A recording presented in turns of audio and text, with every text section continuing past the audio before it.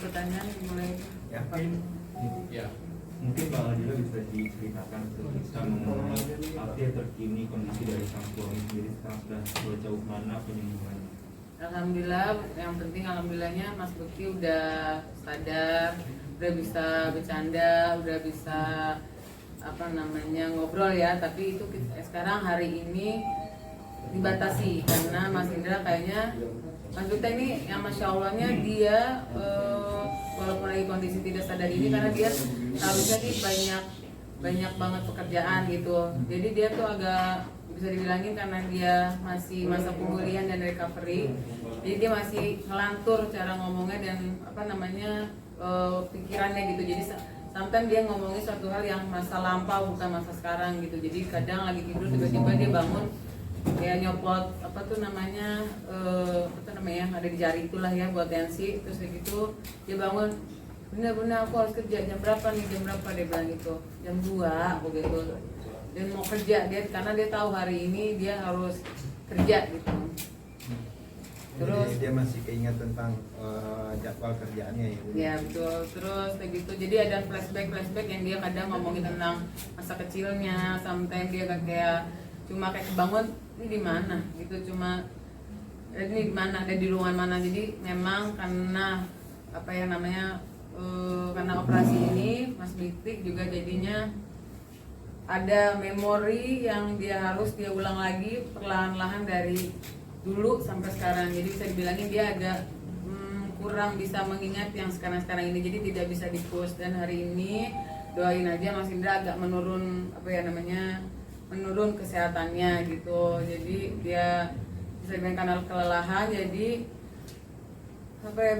tensinya jadi agak naik, terus pendarahan juga di saraf pembuluh darahnya itu jadi agak banyak lagi gitu. Jadi hari ini sangat dia, jadi aku juga cuma datang ke kamarnya, cuma banyak diem. Kalau dia mau makan, aku cuma bangun untuk makan. Habis itu dia emang kita masukin obat untuk cepat dia tidur. Jadi alhamdulillah juga ini malam ini karena masih dibawa infus juga, jadi tensinya balik lagi gitu. Jadi ini benar-benar lagi masa, kalau bisa dibilangnya ini penyakit yang memang kritis gitu buat Mas Bekti gitu.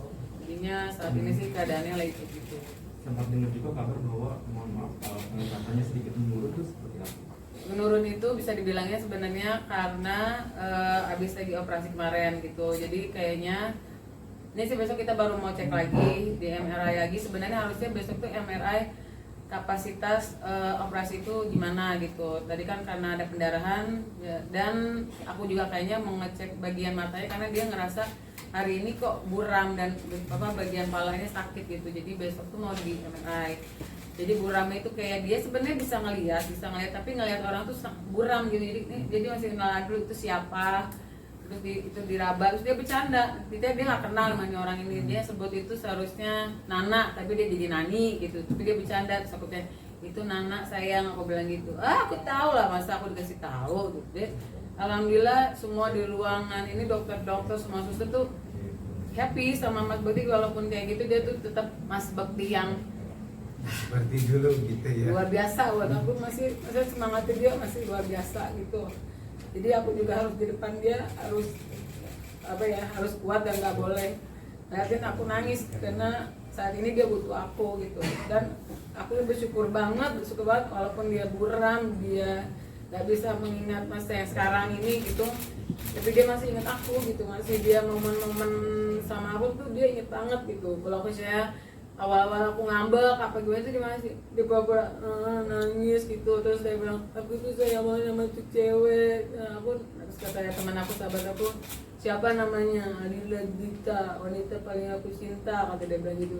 Terus buat aku tuh aku bersyukur banget karena yang lainnya mereka masih meraba-raba gitu ya. Alhamdulillah, makanya aku berusaha banget. Kenapa aku juga tidak mau memposkan wajah suami aku karena memang bukan untuk saat ini gitu, karena keadaannya juga masih kritis dan aku nggak sanggup aja untuk ngeliat pos suami aku. Jadi aku cuma ngupdatein keadaan dia tuh lewat tangan sometimes gitu. Nanti kalau memang itu nanti aku mungkin aku bisa kasih cuma suara-suara dia yang bisa memperlihatkan kalau dia tuh ya kalau untuk suara apa semangatnya tuh masih luar biasa. Cuma sekarang ini dokter pun bilang Mas Bekti itu semangatnya luar biasa. Sampai tadi tuh tensi dia sempat naik juga karena sakit kepalanya itu dia slow banget tuh yang kayak cuma pusing dong, minta obat dong gitu. Jadi itu buat dia, tapi buat para keluarganya ini tolong dijaga banget kayak dia bilang gitu. Jadi aku cuma ngadepin ke dia, kenapa Bun?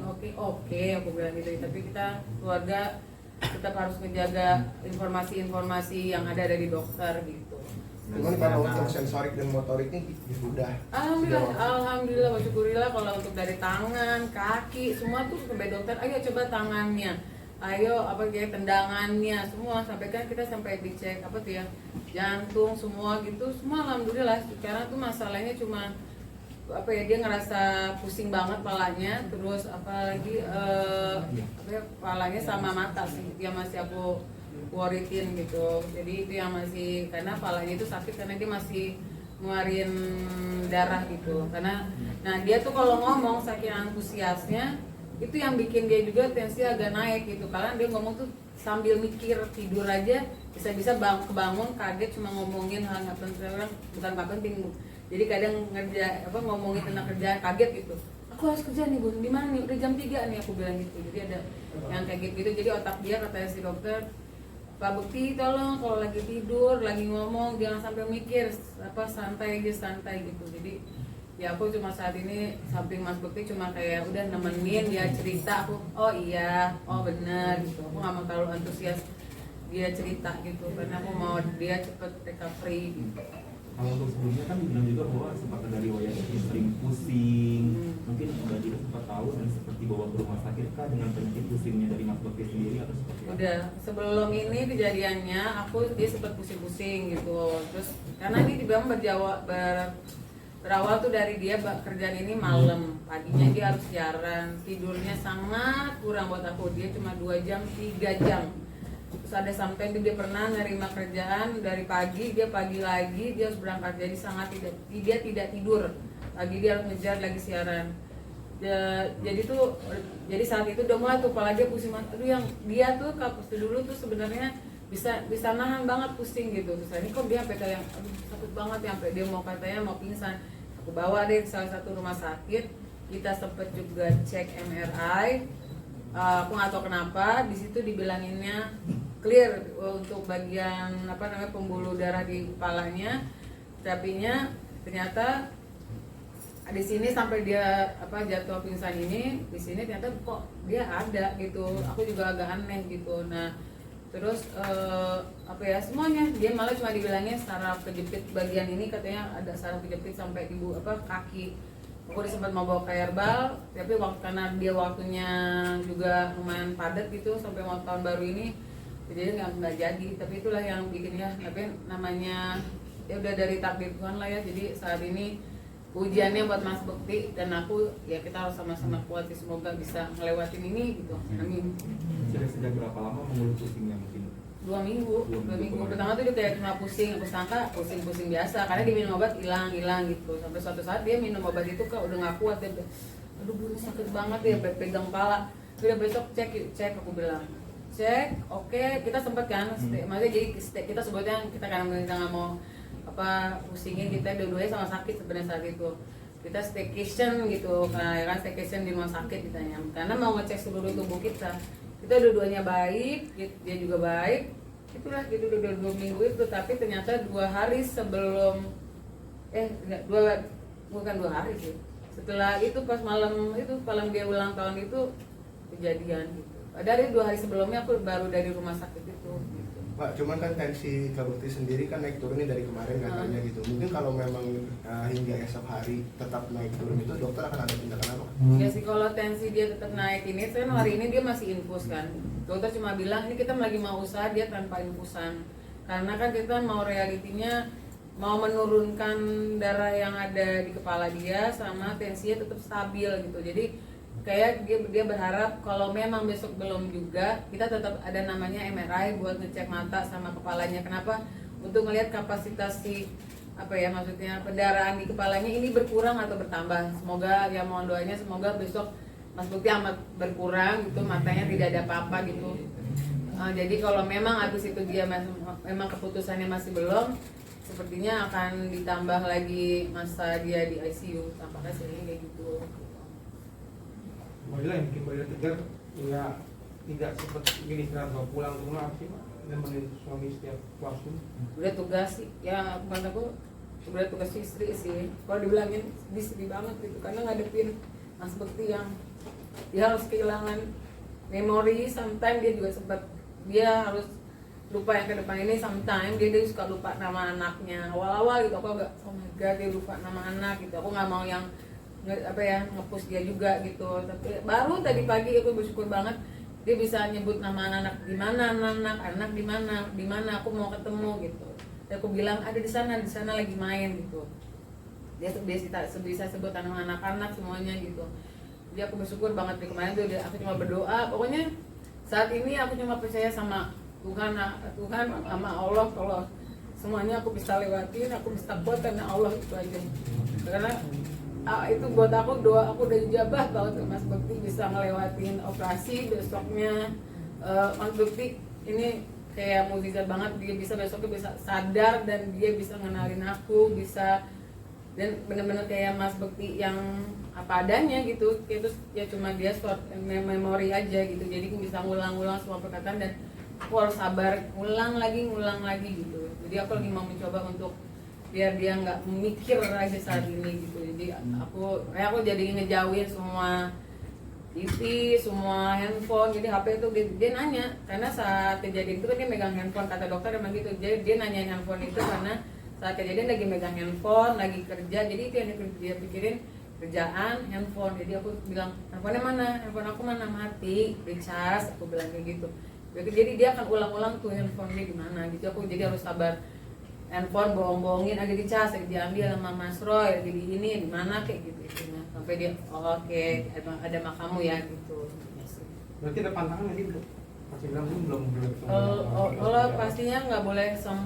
Tadi kan masih boleh keluarga inti, masih boleh. Cuma saat ini tadi pagi akhirnya diambil alih oleh rumah sakit. Kita sangat ingin Mas Bekti cepat sehat, jadinya nggak boleh. Yang cuma boleh itu aku. Ini bukan kehendak dari aku, tapi emang dari rumah sakit mengharapkan mereka yang bekerja di ICU ini gitu. Jadinya aku cuma datang, dikasih tahu ini tindakan-tindakan ini, tanda tangan ini. Hari ini juga Mas Bekti banyak tidurnya gitu. Jadi aku cuma ini juga aku baru 3 kali ketemu dia, cuma ngeliatin proses tensi semuanya gitu. Jadi lewat telepon kamar juga, Mas bisa dilihatnya, oh lagi tidur kata dia bilang. Jadi doain aja ibu. Jadi kayak gitu intinya. Kenapa saya juga nggak pulang? Rumah saya sangat jauh dari sini. Saya nggak mau gitu, maksudnya apa yang namanya kehilangan momen-momen aku nggak bisa ngejagain dia. Alhamdulillahnya ada mama, ada yang siap megangin anak-anak aku juga gitu. Karena di sini juga nggak boleh anak-anak datang dan aku masih belum siap juga untuk anak-anak ngelihat apa ya, bapaknya mungkin yang tiba-tiba nggak ngenalin dia gitu. Walaupun anak-anak juga sebenarnya udah tahu, terutama anak pertama aku gitu. Tahu. Untuk aneh nggak? Pasti setiap malam dia nanya, ayah gimana, ayah gini. Kadang tuh curhat dulu sama mama, ini mah apa gini-gini ceritanya nenek gitu. Terus aku udah cerita, udah bisa curhat, terus tiba-tiba baru, oh ayah gimana nih ceritanya tadi gini-gini, doain ya gitu kan. Harusnya kita staycation nih gitu, aku bilang. Jadi kita nggak jadi staycation ya, kata dia bilang. Ya jangan loh, masa kita staycation ayahnya sakit, aku bilang gitu. Kan bukan flu batuk, ayah lagi sakit banget. Oh ya udah ngatiin gitu. Setiap hari mereka malah yang kayak jangan lupa makan, kita ada grup di handphone kan. Jadi mereka yang tetap ngasih support walaupun HP itu memang ayah seperti nggak megang gitu. Aku pengen semua momen yang memang kita ambil ini nanti Mas Bekti bisa lihat sesudahnya gitu. Setelah kejadian ini dia tahu gitu, karena semua para apa ya, di sini juga aku mau makasih semua para teman-teman Mas Bekti, apa ya, semuanya deh yang aku nggak bisa ketemuin, aku minta maaf karena memang saat ini aku cuma bisa berjuang dulu nih buat Mas Bekti di masa kritis ini gitu. Tapi makasih banget semuanya, baik banget ya teman-teman Mas Bekti, pemimpin kerjaannya Mas Bekti juga.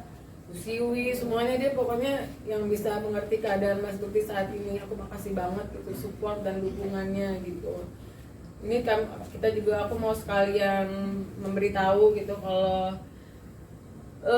apa ya, lagi agak, emang kita lagi berat karena kita lagi usahain banget saat ini. Kayaknya aku mau membuka penggalangan dana gitu untuk Mas Indra, karena yang tampaknya akan 20 hari ke depan Mas Bekti itu akan di sini gitu. Jadinya biayanya udah sangat besar di hari keempat ini gitu. Jadi aku udah broadcast beberapa teman-teman juga, alhamdulillah ya mulailah ada beberapa yang udah memberikan kebaikannya, keikhlasannya, yang nggak mau dikasih tahu siapa namanya. Ya alhamdulillah sih. Jadi semoga yang mendengar ini juga bisa membantu Mas Bekti gitu. Berharap ada tangan-tangan baik yang bisa nolongin Mas Bekti sampai sehat. Amin. Amin. Fadila, seharusnya kan momen bahagia ya, karena waktu kejadian pas di hari ulang tahun. Gimana sih artinya berita ini mengagetkan seorang Fadila sendiri? Kalau sekarang sih, sekarang aku pernah nih menyebutin nama, ini tanggal berapa Bun, dia bilang gitu. Sekarang sih udah tanggal 29, aku bilang gitu. Terus tiba-tiba dia bilang gini, hah? Ah bunda bohong, kata dia bilang gitu. Kan ayah masuk tanggal 28. Terus apa jawaban dia bilang, no, that's my day, I don't want, that's my birthday, kata dia bilang gitu. Jadi aku yang menyimpulkan, memang dia setiap tanggal 28 itu pasti ada momen kebahagiaan bareng sama sahabatnya, bareng sama siapapun.